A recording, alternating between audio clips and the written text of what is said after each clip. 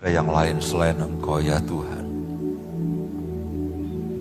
yang kepadanya syukur, pujian, dan penyembahan kami mengalir. Bukan kepada yang lain hati kami dipuaskan. Bukan oleh yang lain hidup kami dipenuhkan. Bukan oleh kesenangan-kesenangan yang lain sukacita kami menjadi penuh. Kebahagiaan kami menjadi melimpah. Hanya karena Engkau semata. Engkaulah bagian yang terbaik dari kehidupan kami. Tidak ada yang melebihi Engkau dalam kehidupan kami ya Tuhan.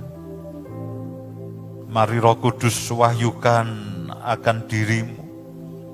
Wahyukan akan Kristus dalam kehidupan kami. Supaya kami tahu kepada siapa kami berharap. Kami tahu di mana iman kami berdasar. Supaya kami tahu tujuan hidup, panggilan surgawi. Supaya kami tahu apa yang Kau anugerahkan dalam kehidupan kami semuanya. Mari Roh Kudus, wahyukan Kristus dalam kehidupan kami yang adalah cahaya kemuliaan daripada Tuhan sendiri. Yang membawa kepenuhan Allah itu dalam kehidupan kami semuanya. Supaya iman kami tidak tergoyahkan. Supaya pengharapan kami tidak menjadi padam. Sementara firman-Mu disampaikan, firman-Mu diberitakan. Mari Roh Kudus bekerjalah dengan penuh, dengan leluasa dalam kehidupan kami. Ajari kami untuk mengubah cara berpikir kami. Ajar kami itu terus bertobat dari hati kami yang paling dalam. Ajari kami dalam pengertian kami. Dalam setiap waktu, setiap maksa, setiap keadaan, semua tantangan yang kami alami, yang kami hadapi, buat kami mengerti, buat kami mengerti, sehingga jalan hidup kami itu tidak tergoyahkan, tidak terserongkan, dan tidak teralihkan, supaya rencana-Mu saja yang terjadi dalam kehidupan kami. Supaya rencana-Mu saja yang terjadi, karena itulah bagian yang terbaik dalam kehidupan kami. Hidup di dalam kemuliaan panggilan-Mu. Terima kasih Tuhan, terima kasih. Mari Roh Kudus teguhkan pemberitaan firman-Mu dengan pernyataan kuasa-Mu yang mulia dan ajaib itu. Terima kasih Bapa, terima kasih. Di dalam nama Tuhan Yesus kami mengucap syukur, kami berdoa. Amin, amin, amin.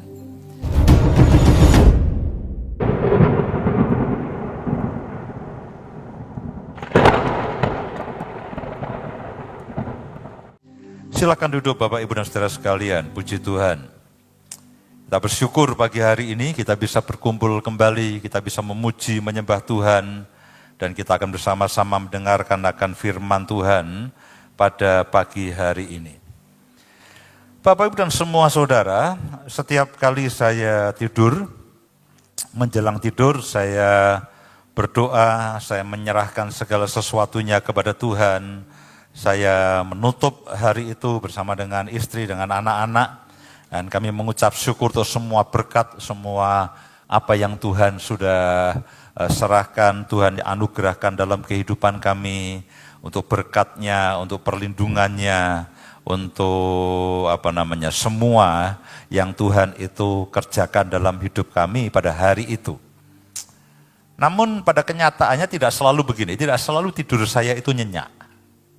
Tidak selalu tidur saya itu nyenyak, lalu pulas, mulai dari biasanya kami tidur jam 11, setengah 12, kadang-kadang jam 12, lalu sampai pagi. Nyenyak itu tidak selalu. Tidak selalu kami nyenyak. Saya nggak tahu yang lainnya. Kadang-kadang istri saya terbangun jam 3 pagi dan tidak bisa tidur, ya saya tahulah apa yang dia pikirkan. Nah demikian juga dengan saya. Dan malam itu saya tiba-tiba entah bagaimana, Itu tengah malam saya terbangun dan tiba-tiba semua pikiran itu masuk. Saya pengen istirahat, dan saya sudah menyerahkan semuanya kepada Tuhan. Tapi tiba-tiba jam 2:30, 3 itu lalu tiba-tiba semua masalah, semua ketakutan, semua kekhawatiran, semua tantangan itu tiba-tiba muncul. Dan biasanya kalau sudah begitu, karena saya ini seorang pemikir, lalu susah kembali untuk tidur. Paling tidak butuh waktu setengah jam atau kadang-kadang 1 jam lebih sampai saya bisa tertidur kembali. Lalu biasanya jam 6 dengan weker atau tidak dengan weker, dengan alarm atau tidak, saya biasanya sudah bangun. Itu sudah terbiasa bangun. Jadi jam 6 saya bangun. Nah, ketika saya bangun itu badan saya capek, pikiran saya capek, saya tidak tahu kenapa, biasanya oke. Tapi pagi hari itu kayak, karena sisa semalam ada begitu banyak pergumulan, ada banyak pemikiran, ada banyak hal-hal yang tiba-tiba muncul. Jadi ketika saya bangun pagi, itu dalam keadaan capek dan banyak beban. Saya tahu teorinya, harusnya serahkan beban itu kepada Tuhan. Saya tahulah semuanya. Tapi entah bagaimana ketika saya bangun pagi itu, saya bangun dengan keadaan capek, dalam keadaan letih, dalam keadaan susah dan capek. Ya, di menit pertama itu capek. Saya keluar, saya ambil HP dan saya ambil tab saya, karena saya biasanya pagi itu saya baca Alkitab, saya baca firman Tuhan. Dan saya siap-siap, saya cuci muka, saya sikat gigi, lalu saya rebus air, siapkan kopi, tuang kopi, karena biasanya untuk menyegarkan semuanya saya harus minum kopi di pagi hari. Jadi setelah kopi saya tuangi dengan air panas, lalu seperti biasanya jam 6 itu saya mulai membaca Alkitab. Saya buka Freedom Life saya dan saya masih ingat itu tanggal 25 Maret. Dan ketika saya baca Freedom Life pada waktu itu, pembacaan kita itu sampai dengan Yohanes pasal yang ke-17. Saya buka Yohanes pasal yang ke-17. Saya baca itu judul perikopnya. Dikatakan doa Yesus untuk murid-muridnya. Saudaraku, ayat-ayat ini sudah saya sering baca. Sangat sering saya baca.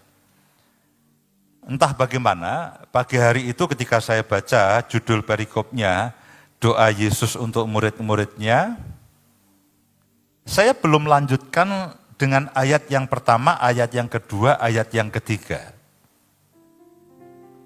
Lalu tiba-tiba saya menyadari bahwa ternyata Yesus itu berdoa untuk murid-muridnya, bahkan itu sebelum dia disalibkan. Ini merupakan doa terakhir Yesus. Kita mengenal perintah terakhir sebelum dia naik ke surga. Pergi, kabarkanlah Injil, baptislah semua orang, itu adalah amanat agung, itu adalah perintah terakhir sebelum Yesus naik ke surga. Namun sebelum dia disalibkan, itu ada hal yang sangat amat penting yang dia lakukan.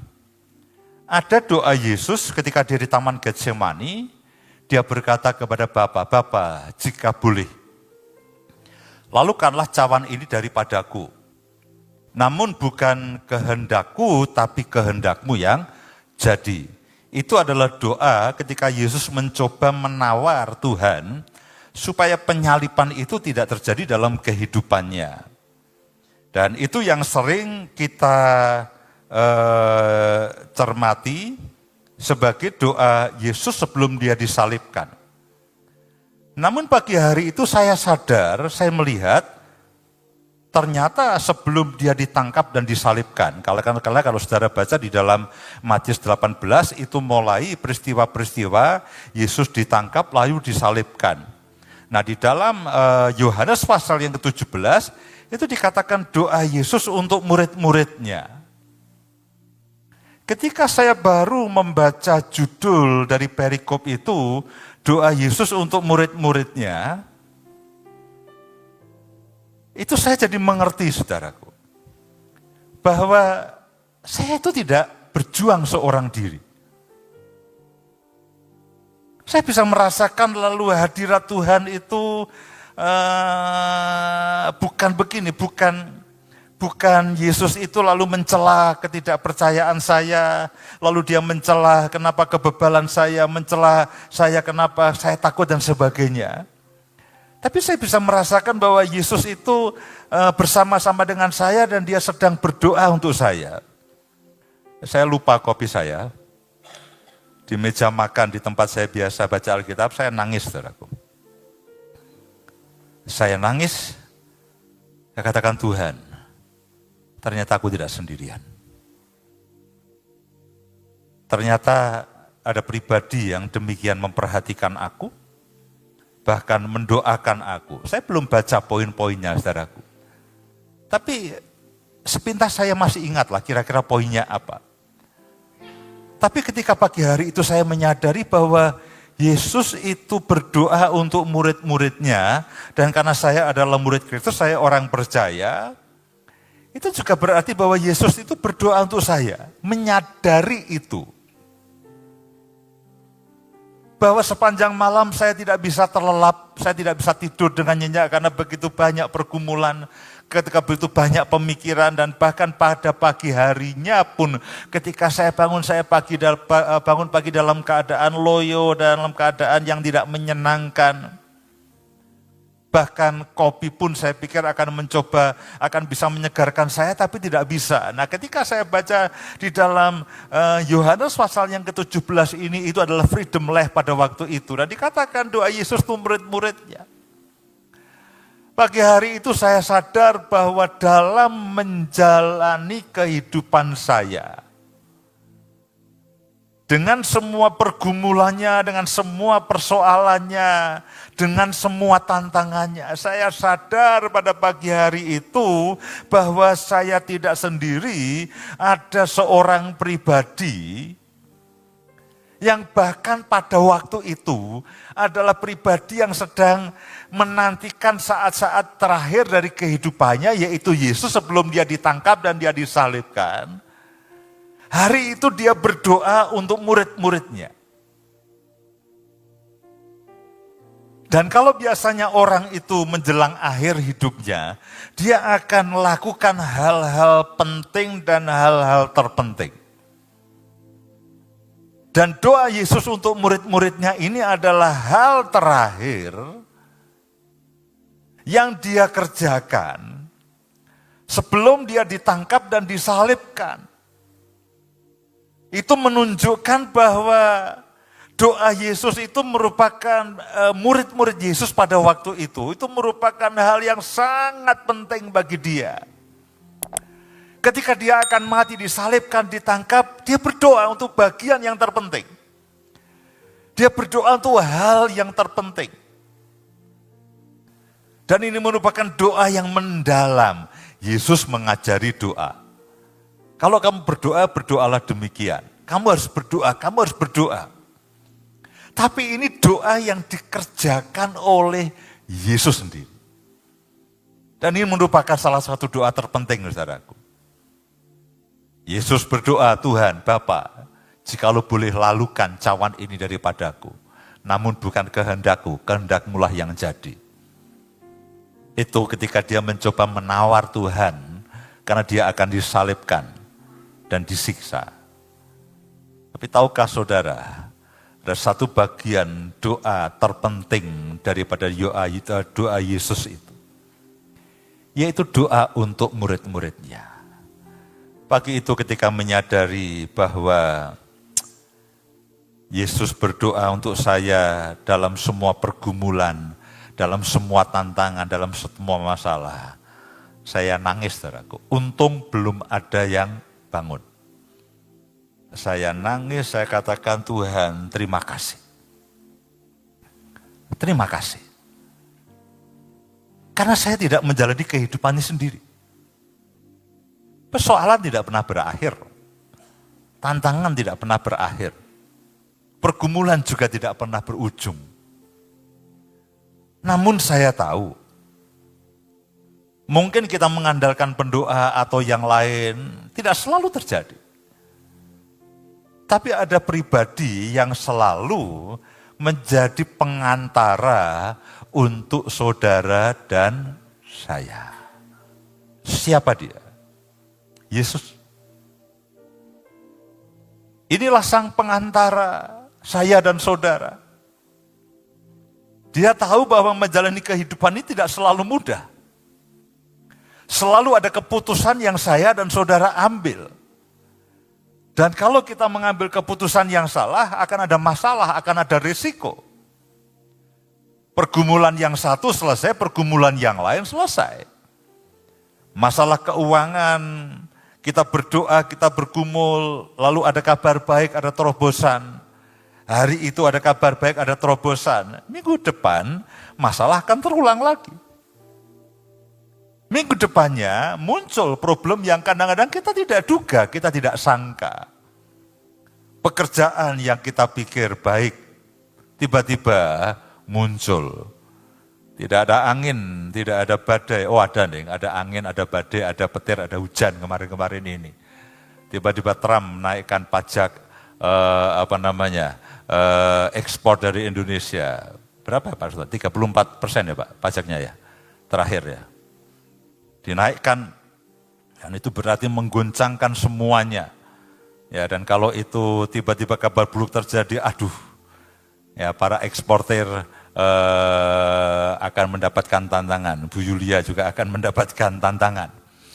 Tidak ada, ada petir, ada hujan, ada angin sih. Entah karena Trump bagaimana tiba-tiba dia menaikkan dan sebagainya. Anak kita yang hari ini bersikap baik kepada kita, belum tentu minggu depan melakukan hal yang sama. Belum tentu bulan depan melakukan hal yang sama.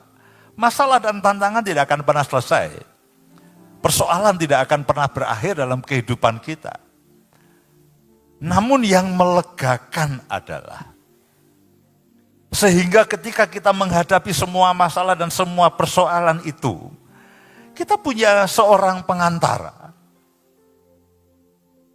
Ada pendoa di sini, Pak Kos, Bu Lili, Bang Richard, dan kawan-kawan semuanya mereka pendoa yang setiap minggu, setiap saat itu mendoakan saya dan saudara. Tentu kita bersyukur, kita mengucapkan terima kasih untuk pelayanan mereka, untuk peran mereka dalam gereja ini.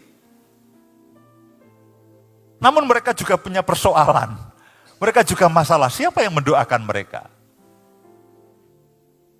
Ada teman-teman staf yang setiap pagi berdoa untuk saya dan saudara, untuk kita semuanya.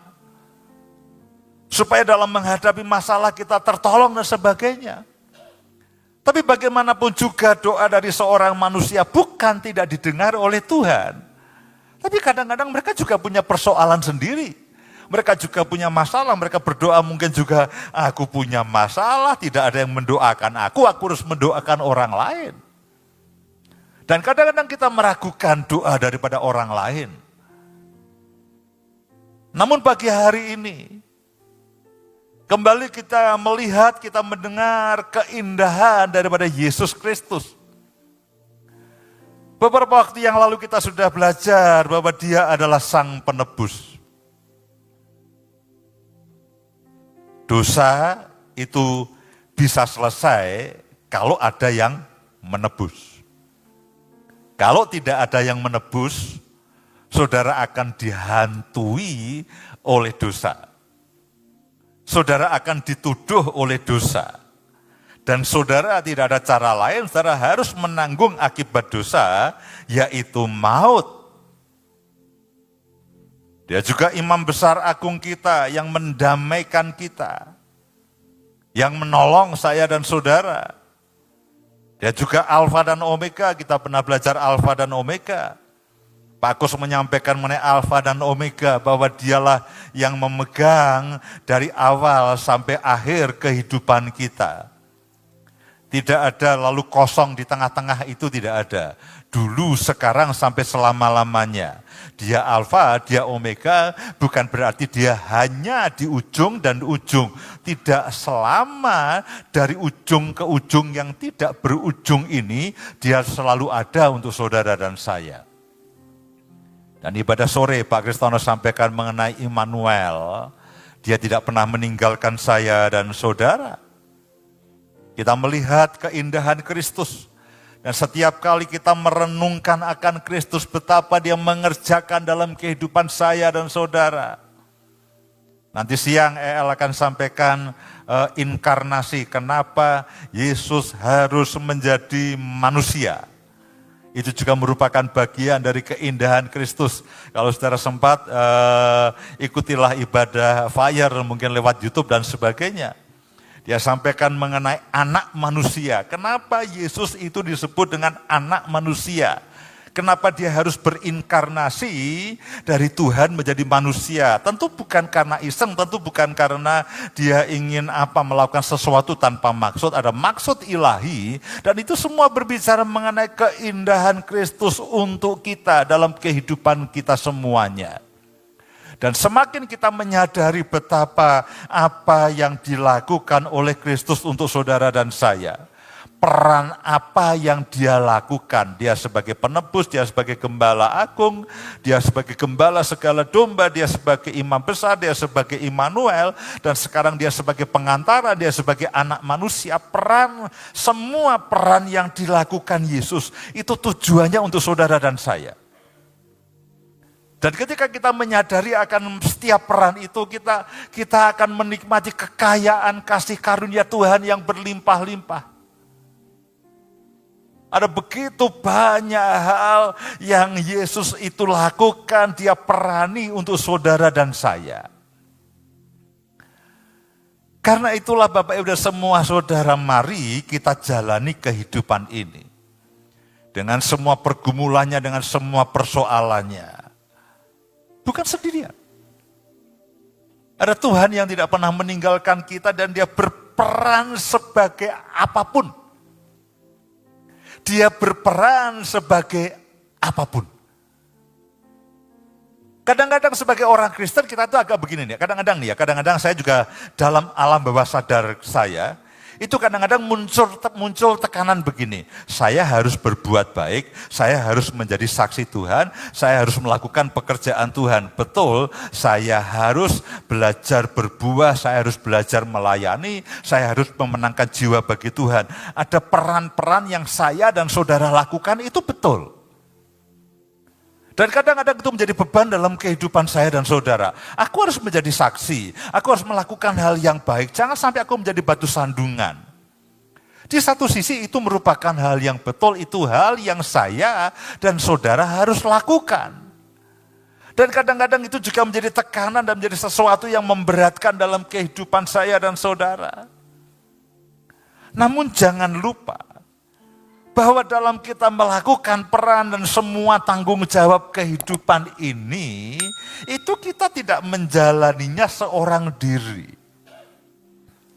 Yesus menjadi apapun dan siapapun bagi saudara. Supaya apa? Hidup saudara berkemenangan. Supaya hidup saudara penuh dengan damai sejahtera. Supaya hidup saudara menggenapi akan rencana Tuhan. Supaya hidup saudara itu sesuai dengan kodratnya. Dia melakukan apapun. Dia menjadi apapun. Entah sampai kapan saya akan menyampaikan mengenai keindahan Kristus. Karena masih banyak peran yang dia lakukan. Tapi bukankah itu yang kita butuhkan? Saudara tidak perlu dorongan motivasi daripada saya. Karena bahkan seorang motivator yang paling ulung pun bisa saja putus asa. Cuman dia tahu teori bagaimana memotivasi orang. Saudara tidak perlu hiburan daripada saya. Saudara tidak perlu motivasi, tidak perlu hiburan, saudara tidak perlu dorongan daripada saya. Yang saudara dan saya perlukan adalah kebenaran daripada Tuhan sendiri. Karena kebenaran itulah yang memerdekakan saya dan saudara. Kebenaran itulah yang akan memberikan kehidupan. Kebenaran itulah yang membawa kita kepada keselamatan. Dan siapakah kebenaran itu? Yesus sendiri. Yesus sendiri, bukan yang lainnya. Jadi ketika saya sampaikan keindahan akan Kristus, saya sendiri saudaraku ketika saya sadar bahwa kita sedang menyampaikan keindahan Kristus. Dulu ada ego emi, akulah pintu, akulah gembala, akulah jalan kebenaran dan kehidupan dan sebagainya. Itu juga merupakan bagian dari keindahan Kristus. Dan ketika saya menyadari bagaimana keindahan Kristus ini, itu membuat iman dan pengharapan saya dan saudara, meskipun tidak selalu mudah, tapi kita sadar bahwa kita tidak seorang diri. Ada pribadi yang lain berperan sebagai apapun untuk mendampingi, untuk menolong saya dan saudara. Dan pagi hari ini, kita punya pengantara, kita punya pensyafaat, kita punya pendoa yang tidak pernah berhenti berdoa bagi saya dan saudara. Kita punya pengantara. Para pendoa tentu ada jam waktunya. Pak Agus harus bekerja dan sebagainya. Teman-teman yang lain juga ada banyak aktivitas. Ada waktunya mereka berdoa untuk saya dan saudara, tapi juga ada waktunya mereka harus mengerjakan tanggung jawabnya. Tapi tahukah saudara bahwa ada satu pribadi yang tidak pernah berhenti. Tidak pernah berhenti berdoa. Nanti saya akan tunjukkan ayat yang lainnya. Lupa, Tuhan Yesus kan sudah naik ke surga. Tenang saja. Di surga dia tidak nganggur. Lalu bukan hanya itu, peran pengantara ini. Peran pengantara ini dia juga delegasikan kepada Roh Kudus. Nanti kita akan sampai kepada ayat-ayat itu. Yang menunjukkan bahwa saya dan saudara, ketika kita menjalani semua tanggung jawab kehidupan kita ini, itu kita tidak tangan kosong dan tidak sendirian. Ada seorang pribadi yang terus berdoa, ada seorang pribadi yang menganggap saya dan saudara itu sebagai prioritasnya. Loh, Yesus mau disalibkan. Dia lakukan hal terpenting. Tentu pada waktu dia disalibkan itu juga sangat penting. Karena itu bagian daripada penebusan dosa saudara. Tapi ketika dia disalibkan, sebelum dia ditangkap, dia lakukan hal terpenting untuk pribadi terpenting dalam kehidupannya. Yaitu siapa? Murid-muridnya, saudara dan saya.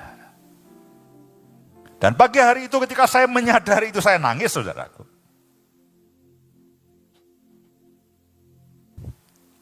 Kopi menjadi dingin, saya abaikan, udah biarin aja lah. Saya menikmati akan hadirat Tuhan. Saya menikmati pertolongan Tuhan.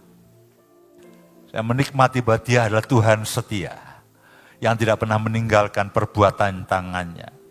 Saya menikmati bahwa Dia yang memulai semua yang baik dalam kehidupan saya. Dia yang juga yang melanjutkan. Pagi hari itu saya menyembah, saya memejamkan mata, saya berdoa dan saya menikmati akan jaminan Tuhan dalam kehidupan saya. Mungkin berlangsung 5, 10 atau bahkan 20 menit. Baru saya ingat akan kopi saya pegang udah dingin saudaraku. Lalu saya ambil kopi saya seruput sebentar, campuran Arabica dan Robusta, saudaraku, jadi mantap lah kopinya. Lalu saya mulai baca ayat demi ayat. Dan ketika saya baca ayat demi ayat, saya katakan, Tuhan, sampai segininya ya, Engkau tuh memperhatikan aku. Itu doa yang panjang. Itu doa yang panjang. Dan saya memperhatikan Tuhan. Sampai segininya. 26 ayat. Itu doa yang panjang. Seakan-akan Tuhan tidak ingin begini. Jangan sampai ada yang lolos. Jangan sampai ada poin atau persoalan yang lolos dari doa dia. Itu doa yang panjang. 26 ayat. Dan menyadari saya katakan Tuhan. Sampai segininya. Loh, dia akan ditangkap, saudaraku. Dia akan ditangkap, dia akan disalibkan. Alih-alih dia katakan, hei murid-murid, doakan aku dong. Doakan aku, enak aja kamu. Aku kan sudah mengajar kamu, aku sudah melakukan mujizat bagi kamu. Sekarang doakan aku, dukung aku. Untung pada waktu itu Yesus tidak dikuasai oleh roh mengasihani diri sendiri. Kalau dia dikuasai oleh mengasihi diri sendiri, dia katakan dia akan marah pada murid-muridnya. Bagaimana? Enak aja ya, aku ini akan mati bagi engkau. Sekarang kamu berdoa untuk aku. Alih-alih dia mengatakan, kamu harus berdoa untuk aku. Di waktu-waktu terakhir sebelum dia ditangkap dan disalibkan, dia berdoa untuk murid-muridnya. Karena itu adalah hal terpenting dalam pelayanannya. Pelayanan yang terpenting daripada Yesus itu bukan mujizat. Pelayanan terpenting daripada Yesus itu bukan mengubah air jadi anggur. Membuat roti yang bermultiplikasi. Pelayanan terpenting daripada Yesus itu bukan menyembuhkan orang yang buta menjadi melihat, yang tuli menjadi mendengar, yang lumpuh menjadi berjalan, yang mati menjadi dibangkitkan. Bukan itu. Tapi pelayanan terpenting, hasil pelayanan terpenting daripada semua pelayanan Yesus adalah murid-muridnya. Saudara dan saya. Pribadi yang dikaruniakan Bapa kepadanya, itu adalah bagian terpenting. Kalau kita katakan Yesus engkau mutiara terindah dalam kehidupanku. Engkau yang terbaik dalam kehidupanku. Yesus lebih lagi, saudaraku. Dia katakan, OPL, kamu adalah mutiara terindah dari timur laut sana, dari timur sana. Kamu adalah bagian yang terpenting. Kita katakan Yesus engkau mutiara terindah, benar. Tapi juga jangan lupa bagi saya, untuk saya dan saudara, bagi Yesus itu adalah bagian yang terbaik dan terindah. Bahkan dia rela mati bagi saya dan saudara. Dan ketika dia di ujung kehidupannya, dia berdoa kepada Bapa untuk hal yang terpenting, yaitu saudara dan saya. Menyadari itu saudaraku, pagi itu saya katakan Tuhan terima kasih. Ketika engkau wahyukan akan doa Yesus untuk murid-muridnya. Nah saya katakan cepat atau lambat, saya akan sampaikan pada semuanya. Saya akan khotbahkan. Dia adalah sang pengantara untuk saudara dan saya. 26 ayat. Bagaimana kita akan menghabiskannya pagi hari ini? Kalau dibahas satu persatu, soto akan dingin saudaraku. Karena kita harus segera pulang dan makan soto. Tapi kita bacalah ya. Kita baca supaya saudara tahu bahwa ya Tuhan sampai segininya. Dan pada poin-poin yang penting nanti kita akan minta Roh Kudus untuk menerangkannya untuk saya dan saudara. Ayat yang pertama. Demikianlah kata Yesus, lalu ia menengadah ke langit dan berkata. Ayat yang pertama sampai dengan ayat yang kelima, itu Yesus memang berdoa untuk dirinya sendiri. Bapa, telah tiba saatnya, permuliakanlah anakmu. Itu menjelang dia disalibkan, supaya anakmu mempermuliakan engkau. Ketika Yesus di kayu salib menyelesaikan semua pekerjaannya, melakukan semua misinya. Sama seperti engkau telah memberikan kepadanya kuasa atas segala yang hidup, demikian pula ia akan memberikan hidup yang kekal kepada semua yang telah engkau berikan kepadanya. Inilah hidup yang kekal itu, yaitu bahwa mereka ini murid-muridnya mengenal akan engkau, satu-satunya Allah yang benar, dan mengenal Yesus Kristus yang telah engkau utus. Aku telah mempermuliakan engkau di bumi dengan jalan menyelesaikan pekerjaan yang kau berikan kepadaku untuk melakukannya. Oleh sebab itu ya Bapa, permuliakanlah aku padamu sendiri dengan kemuliaan yang kumiliki di hadiratmu sebelum dunia ada. Ayat yang pertama sampai dengan ayat yang kelima, ini memang Yesus berbicara mengenai pekerjaannya, bahwa sebentar lagi dia akan selesai dan Tuhan akan memuliakan dia karena dia akan mati menyelesaikan misinya, disalibkan dan dibangkitkan dan naik ke surga. Lalu mulai dari ayat yang ke-6, inilah mulai rincian doa dan pekerjaan yang Tuhan Yesus kerjakan dalam kehidupan murid-muridnya, termasuk untuk saudara dan saya. Posisikanlah saudara sebagai murid-muridnya, sebagai pokok doa Yesus. Bahwa Yesus sedang berdoa untuk saudara, posisikanlah saudara di posisi itu. Aku telah menyatakan namamu, ayat yang ke-6.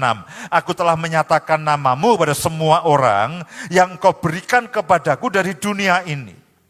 Mereka itu saudara dan saya milikmu. Dan engkau telah memberikan mereka kepadaku dan mereka telah menuruti firman-Mu.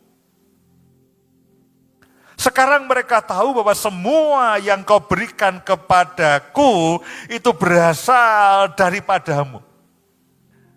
Yesus, Bapaknya dan murid-muridnya ini kayak, aduh Tuhan, Bapa, ini semua yang engkau sampaikan kepadaku, sudah aku sampaikan pada mereka, dan mereka ini sekarang adalah milik-Mu. Sekarang mereka tahu bahwa semua yang kau berikan kepadaku itu berasal daripadamu. Sebab segala firman yang engkau sampaikan kepadaku telah kusampaikan kepada mereka. Setiap kali saudara mendengarkan firman dan membaca Alkitab, itu sebetulnya adalah firman Bapa yang dibawa Yesus untuk saudara dan saya, dan mereka telah menerimanya. Mereka tahu benar-benar bahwa aku datang daripadamu, dan mereka percaya bahwa engkaulah yang telah mengutus aku. Aku berdoa untuk mereka, ayat yang ke-9. Bukan untuk dunia aku berdoa, tetapi untuk mereka yang telah engkau berikan kepadaku, sebab mereka adalah milik-Mu. Saudara punya seorang pengantara yang setia, yang tidak pernah lelah. Saudara, saya memiliki seorang sepribadi pendoa syafaat, yang tidak pernah berhenti berdoa bagi saya dan saudara. Dan segala milikku adalah milik-Mu, dan milik-Mu adalah milikku. Dan aku telah dipermuliakan di dalam mereka. Dan aku tidak ada lagi di dalam dunia. Perhatikan baik-baik. Tetapi mereka masih ada di dalam dunia.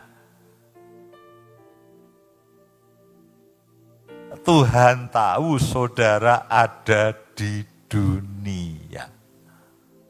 Saudara belum pulang ke rumah Bapa. Dan Yesus tahu di dunia inilah tempat di mana masalah itu ada. Dan aku tidak ada lagi di dalam dunia, tetapi mereka masih ada di dalam dunia. Aku datang kepadamu ya Bapa yang kudus, peliharalah mereka di dalam namamu. Yaitu namamu yang telah engkau berikan kepadaku, supaya mereka menjadi satu sama seperti aku. Permintaan Yesus kepada Bapaknya adalah, Bapa, orang-orang yang kau berikan kepadaku, orang-orang yang percaya, ini masih ada di dalam dunia. Aku kembali kepadamu.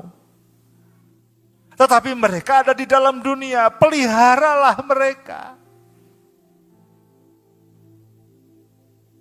Peliharalah mereka. Saudara, ketika saya baca itu, saya katakan, Tuhan, sampai segini. Yesus, Bapa, pelihara mereka. Yesus berdoa, Bapa, peliharalah Edi, peliharalah Esra, peliharalah Andre, pelihara semuanya. Lu menyadari itu, saudaraku. Di ayat ini saya berhenti, saya katakan, Tuhan Yesus, Engkau berdoa kepada Bapa untuk Bapa itu memelihara. Lalu pada pagi hari itu saya takut, saya khawatir, saya cemas. Saya takut dengan 5 tahun, 10 tahun ke depan ini bagaimana. Saya tiba-tiba mengingkari semua pemeliharaan Tuhan. Tapi pada pagi hari itu saya melihat, saya membaca doa Yesus kepada Bapaknya, Bapa, peliharalah mereka. Pagi hari itu saya mengakhiri saat teduh, saya katakan, Tuhan, terima kasih. Terima kasih untuk pokok doa yang sangat penting ini.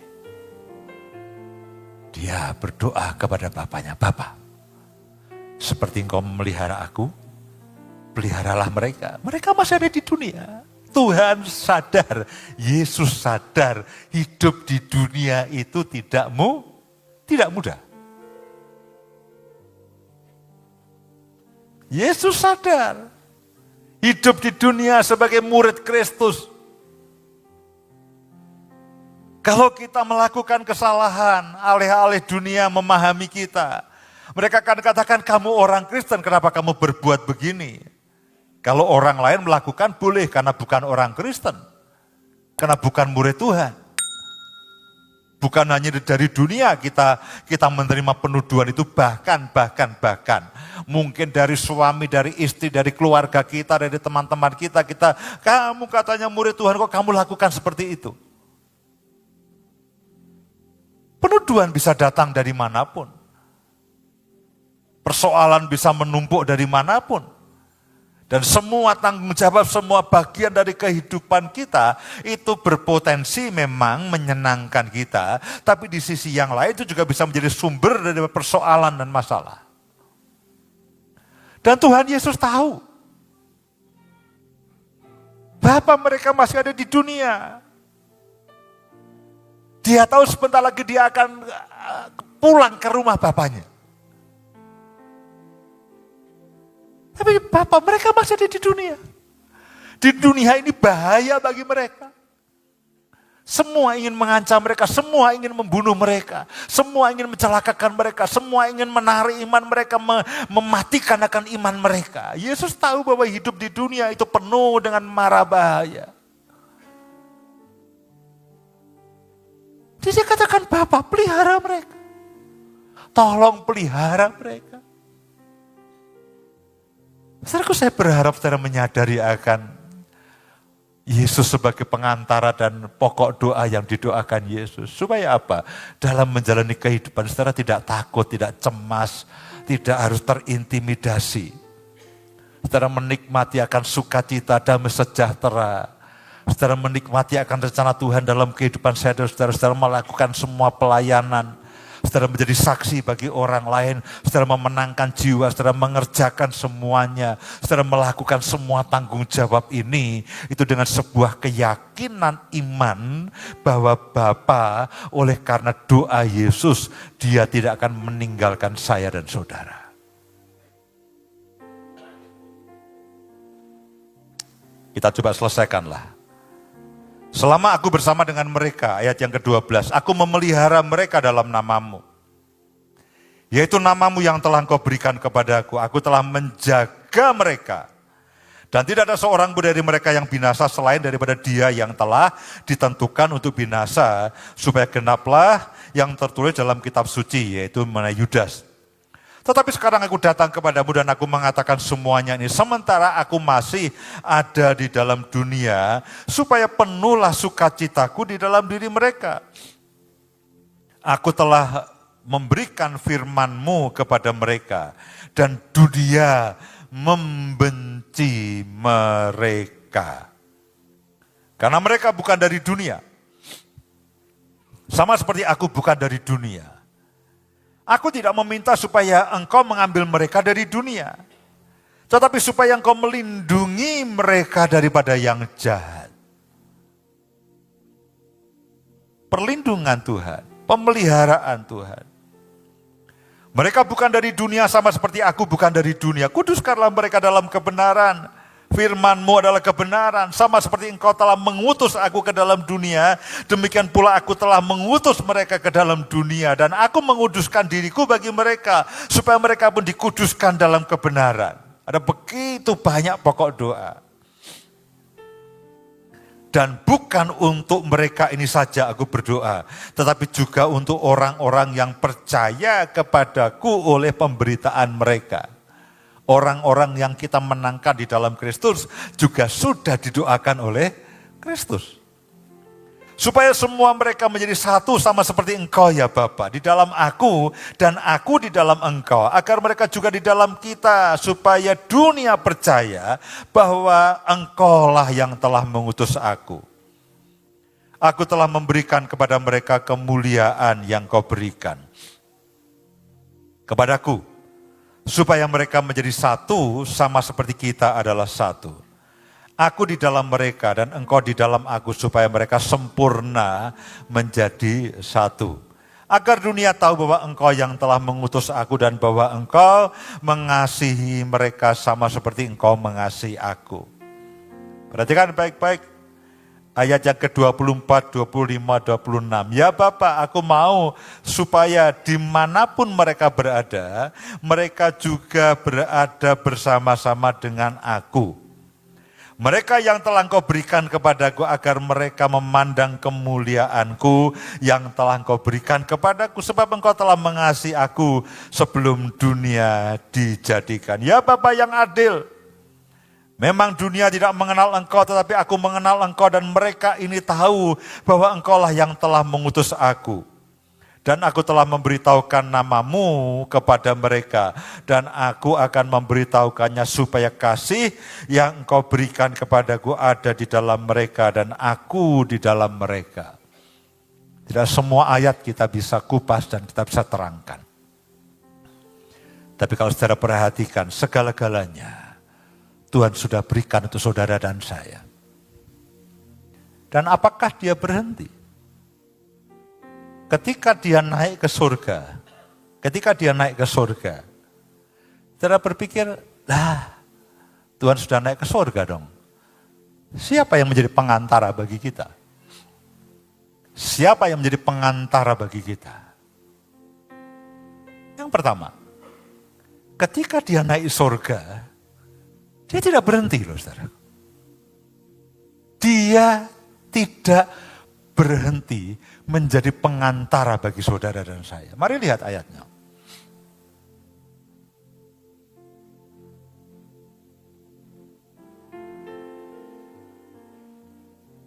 Ibrani pasal yang ke-7 ayat yang ke-25.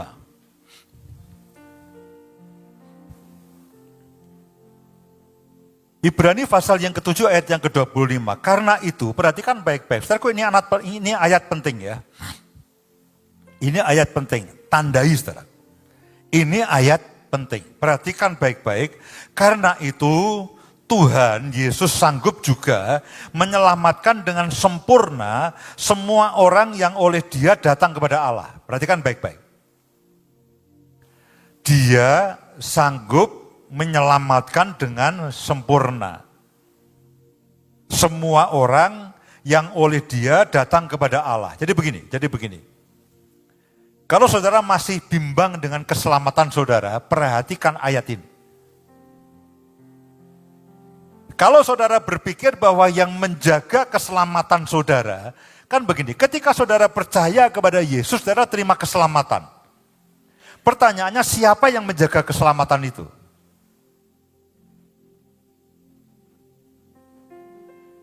Ketika saya dan saudara menjadi percaya kepada Yesus,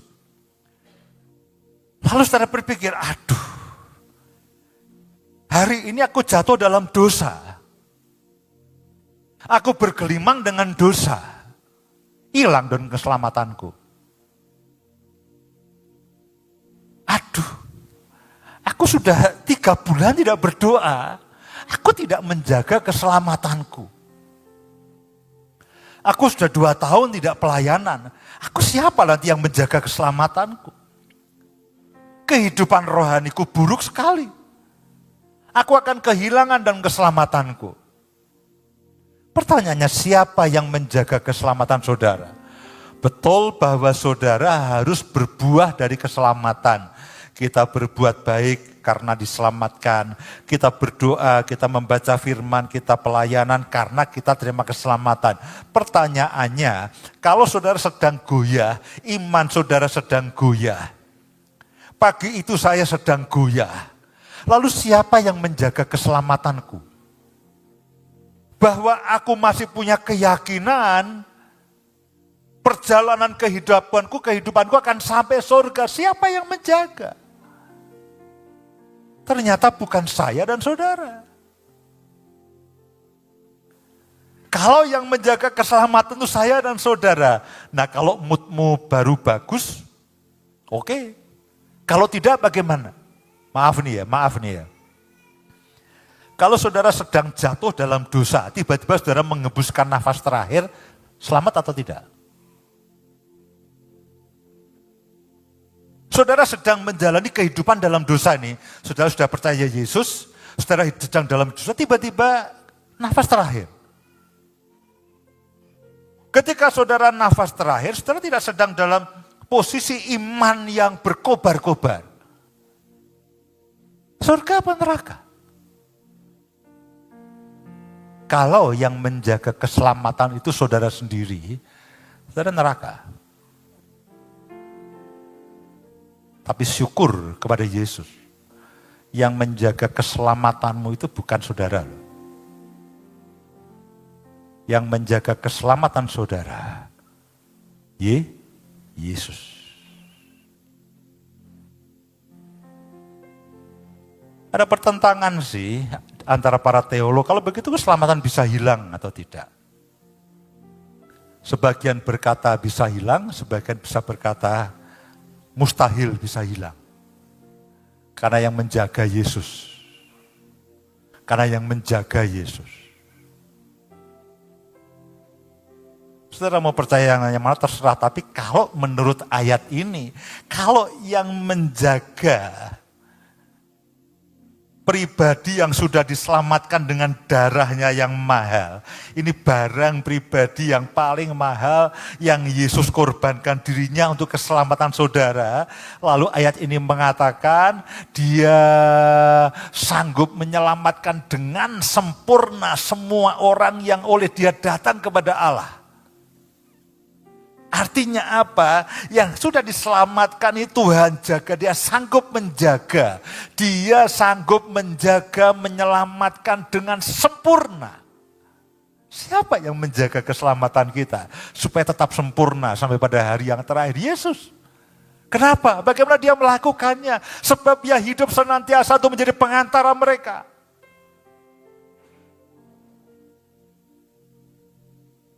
Di dunia dia menjadi pengantara bagi saya dan saudara. Ketika naik ke surga, dia tidak berhenti. Dia tahu saudara akan jatuh bangun.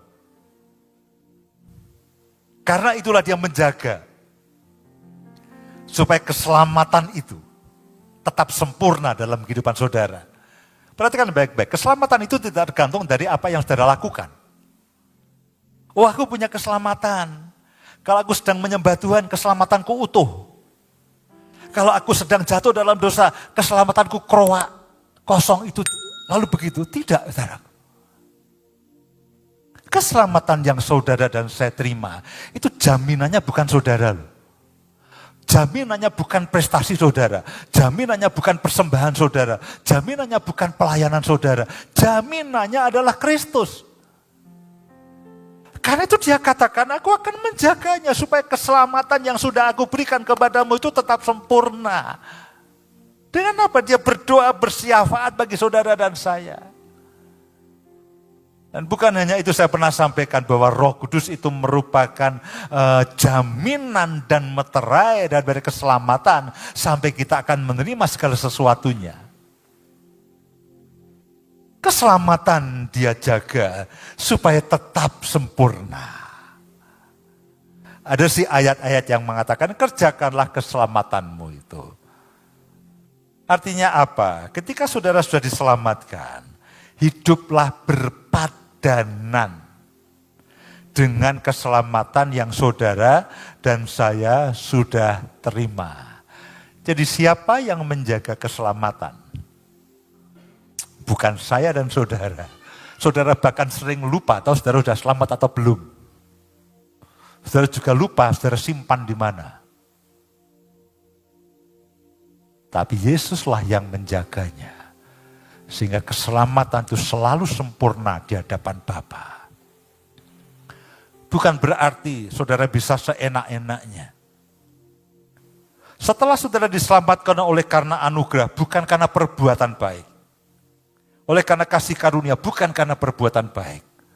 Alkitab, firman Tuhan, Roh Kudus akan mengajarkan kita untuk berbuah. Dalam kehidupan ini berpadanan dengan keselamatan yang saya dan saudara sudah terima. Saya punya anjing, udah lama nggak saya mandikan. Ketika baru beberapa kali saya mandikan. Saya punya tempat yang saya tanami teratai. Jadi di situ ada air dan lumpur. Entah gimana anjing ini punya hobi berkubang dalam lumpur. Jadi beberapa kali saya habis mandikan, lihat air ada teratainya. Dia suka, jegur itu di situ, guling-guling di situ. Pelepotan gak karu-karuan. Ya itu ya sudahlah. Kamu suka di lumpur ya sudahlah. Sejak itu saya tidak pernah mandikan dia. Saya tidak pernah panggil yang memandikan istilahnya yang si pemandi anjing itu saya tidak pernah panggil. Untungnya dia pintar. Ini anjing pintar. Jadi pagi dan sore saya siapkan ember besar. Saya kasih air. 1/4 sampai setengah begitu, ember hitam besar begitu. Lalu setiap pagi begitu dia keluar, dia akan masuk ke ember itu. Dia pikir itu bathtub, lalu dia berendam di situ. Dia berendam di air itu, habis itu dia keluar pagi sore. Rupanya dia mikir ini tuanku gak pernah mandikan aku pemandi anjing. Akhirnya dia minta aja tuh ember dikasih air. Setiap pagi, setiap sore dia anggap itu bathtub. Dia masuk dan lalu dia ngelenger-lenger gitu. Dia menikmati sejuknya air. Tidak hujan, tidak panas. Dia selalu mandi di bathtub yang adalah ember itu. Dia mandi sendiri. Maksud saya begini, tentu saya dan saudara harus hidup berpadanan, berbuah dari keselamatan. Oleh karena keselamatan, tapi firman Tuhan mengatakan bahwa saya dan saudara diselamatkan oleh karena kasih karunia Allah, karena percaya. Bukan karena perbuatan baik saudara dan saya. Kalau kita diselamatkan karena perbuatan baik, kita harus terus menjaganya sesuai dengan perbuatan baik saya dan saudara. Tapi kenyataannya tidak. Dialah yang terus menjadi pengantara bagi saya dan saudara di sorga. Ayat yang terakhir, Roma pasal yang ke-8, ayat yang ke-26. Kita punya pengantara yang lain. Kita punya pengantara yang lain. Demikian juga Roh membantu kita dalam kelemahan kita. Sebab kita tidak tahu bagaimana sebenarnya harus berdoa. Tetapi Roh Kudus sendiri berdoa untuk kita kepada Allah. Jadi pada waktu Yesus itu ada di muka bumi sebelum dia naik ke surga, sebelum dia mati disalibkan, dia berdoa untuk saya dan saudara. Ketika dia naik ke surga, dia berdoa untuk saudara dan saya. Dan bukannya itu, Roh Kudus yang diutus oleh Bapa karena permintaan Yesus yang sekarang ini tinggal dalam kehidupan saudara, dikatakan Roh sendiri berdoa untuk kita kepada Allah. Bukan bahasa roh. Kalau bahasa roh adalah saudara berdoa oleh pimpinan roh. Dulu saya pikir ini bahasa roh, bukan. Tapi Roh Kudus yang ada dalam kehidupan saudara, dikatakan dia berdoa, dia sendiri berdoa kepada Allah dengan keluhan-keluhan yang tidak terucapkan. Saya pikir itu, oh ini berarti bahasa roh, keluhan-keluhan yang tidak terucapkan, bukan. Kita tidak tahu bahasanya. Namun Allah yang menyelidiki hati nurani, mengetahui maksud roh itu, yaitu bahwa ia sesuai dengan kehendak Allah berdoa untuk orang-orang kudus. Jadi Yesuslah pengantara kita pada waktu dia di muka bumi. Pada waktu dia naik ke surga, dia tetap menjadi pengantara kita. Dan Roh Kudus yang ada dalam kehidupan saudara dan saya, dia juga berdoa kepada Allah. Dan Allah yang mengetahui maksud roh itu. Bahwa Roh Kudus berdoa sesuai dengan kehendak Allah. Berdoa untuk orang-orang kudus. Lalu ayat yang terakhir itu ayat yang terkenal. Kita tahu sekarang, ayat 28. Bahwa Allah turut bekerja dalam segala sesuatu. Karena para pengantara ini terus berdoa untuk saudara dan saya. Kita tahu sekarang bahwa Allah turut bekerja dalam segala sesuatu. Untuk mendatangkan kebaikan bagi mereka yang mengasihi Dia. Yaitu bagi mereka yang terpanggil sesuai dengan rencana Allah. Jadi bagaimana? Mari jalani kehidupan ini dengan iman, dengan pengharapan, dengan sukacita. Saudara tidak sendiri. Setiap pergumulan yang saudara hadapi itu merupakan pokok doa Yesus dalam doanya. Saudara pikir tidak ada yang mendoakan keuanganmu? Saudara pikir tidak ada yang mendoakan keluargamu? Saudara pikir tidak ada yang mendoakan akan dirimu? Saudara pikir tidak ada yang mendoakan akan pelayananmu? Saudara pikir tidak ada yang mendoakan segala sesuatu yang ada padamu? Semuanya itu ada di dalam daftar doa Yesus dan Roh Kudus. Dan Bapa begini.